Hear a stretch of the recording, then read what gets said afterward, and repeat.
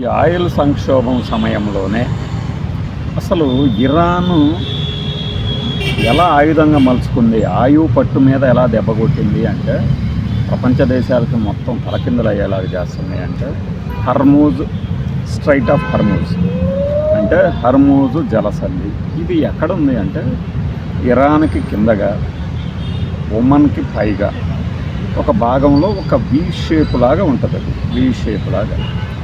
So passage ఏంటంటే భౌగోళికంగా ఆ సముద్ర మార్గం నుంచి వెళ్తున్నప్పుడు ఏ నౌకలైనా సరే అటు నుంచి ఇటు, ఇటు నుంచి అటు కానీ సముద్ర మార్గంలో వెళ్తున్నప్పుడు ఇరాను దానిపైన ఉంటుంది. ఇప్పుడు ఇరాన్ పంపించే నౌకలను కూడా ఒమన్ ఒక్కొక్కసారి బెదిరించవచ్చు ఇక్కడ, కానీ ఆ పని అవి చెయ్యవు.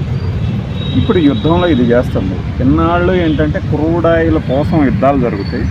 నేను యనమూరి వీరేంద్రనాథ్ నవల్లో చదివాను, క్రూడ్ ఆయిల్ కోసం యుద్ధాలు జరుగుతాయి భవిష్యత్తులో, చమురు కోసమే ప్రపంచ యుద్ధాలు అని.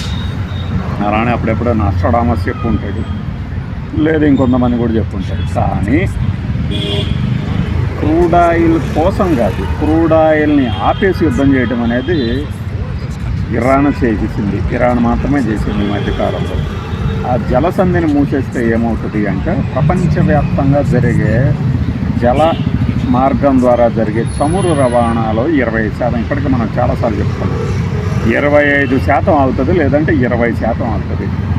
రోజుకి ఇక్కడ 2 కోట్ల బ్యారెళ్ళ చమురు, ముడి చమురు రవాణా అవుతుంది అనేది ఒక అంచనా రోజుకి. అంటే ఒక బ్యారెల్కి 159 లీటర్లు దాదాపుగా. అట్లా చూసినప్పుడు 2 × 160 370 అనుకోండి, అంతేనా? 350 350 700 సారీ 150 150 160 140 320 సంథింగ్ 330 కోట్ల లీటర్ల చమురు, ముడి చమురు ప్రయాణిస్తుంది, అంటే రవాణా అవుతుంది అనుకోండి. ఇప్పుడు అదంతా ఆగిపోయింది. చమురు ఆగిపోవడం అంటే ఇప్పుడు 20% రవాణా ఇక్కడి నుంచి జరుగుతుంది అంటే 20% ప్రపంచం స్తంభించిపోయినట్టు. ఇక్కడ ఏం చేసిందయ్యా అంటే ఇరాన్ ఇది ఒక్కటే చేయాల. ఇది 39 కిలోమీటర్ల పొడవు ఈ జలసంధి.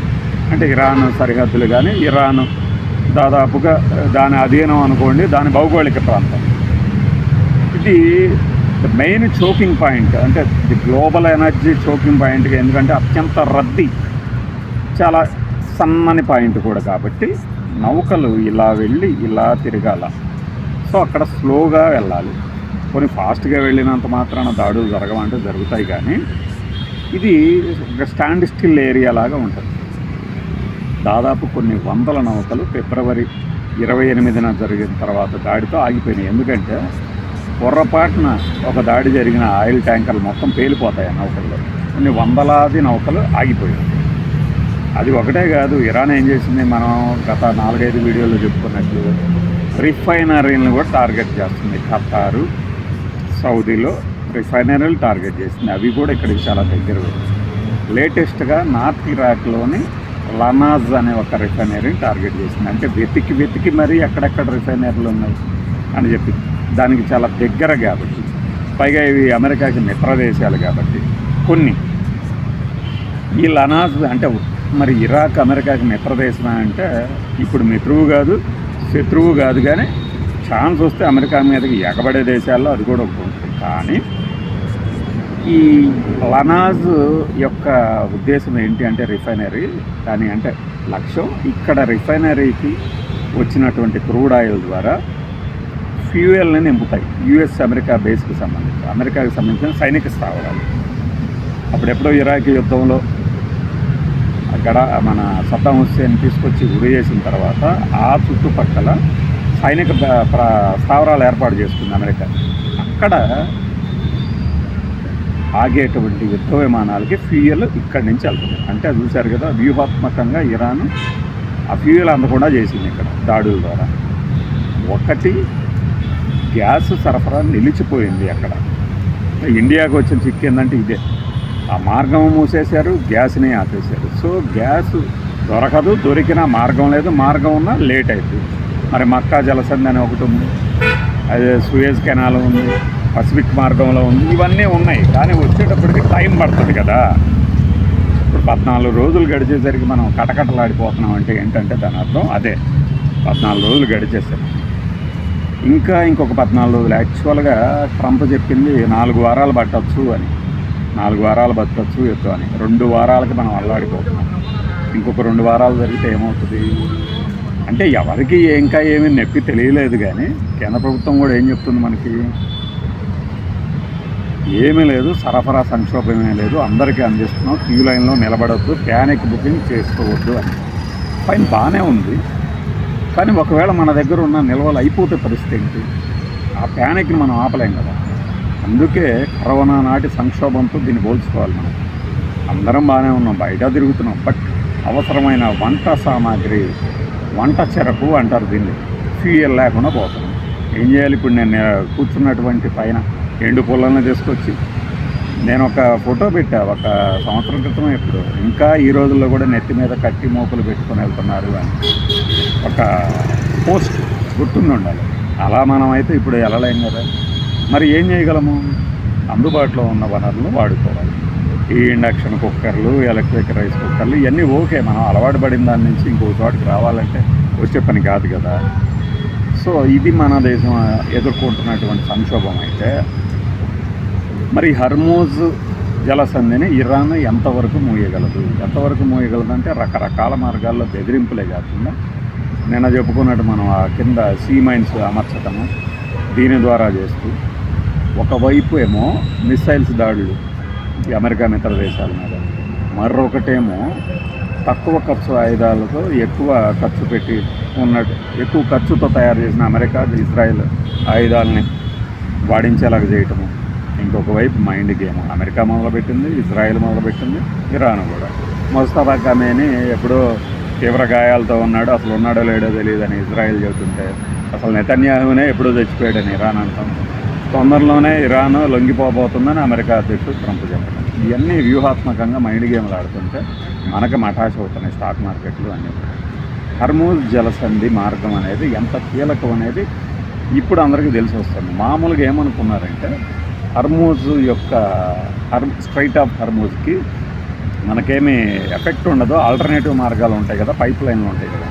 సౌదీ, ఖతార్ లాంటి కొన్ని దేశాలు ఏం చేసినాయి అంటే చిన్న చిన్న పైప్ లైన్లు వేస్తున్నాయి. బట్ వేసినా కూడా చాలా లిమిటెడ్ రిసోర్సెస్, వాటి ద్వారా దేశాలకు వెళ్ళే అవకాశం లేదు. అందుకనే ఏంటంటే హర్మూజ్ జలసంధి మార్గాన్ని ఒక అత్యంత ప్రమాదకరమైన ఆయుధంగా వాడుతుంది ఇరాన్. అదును చూసి దెబ్బ కొట్టిందనమాట. అయితే ప్రస్తుతానికి ఈ ఇరాన్ అమెరికా మీద కానీ ఇజ్రాయెల్ మీద కానీ పైచేయి సాధించినట్టే కనబడుతుంది. బట్ ఎప్పుడైతే ఈ UAE countries, United Arab Emirate కంట్రీలు కూడా తిరగబడతాయో ఇరాన్ మీద, అప్పుడు ఇక భస్మీ పటలం కాక తప్పదు ఇరాన్. అంతే కదా, ఎన్నాళ్ళని ఎదురు చూస్తారు ఓపికతో, సహనంతో.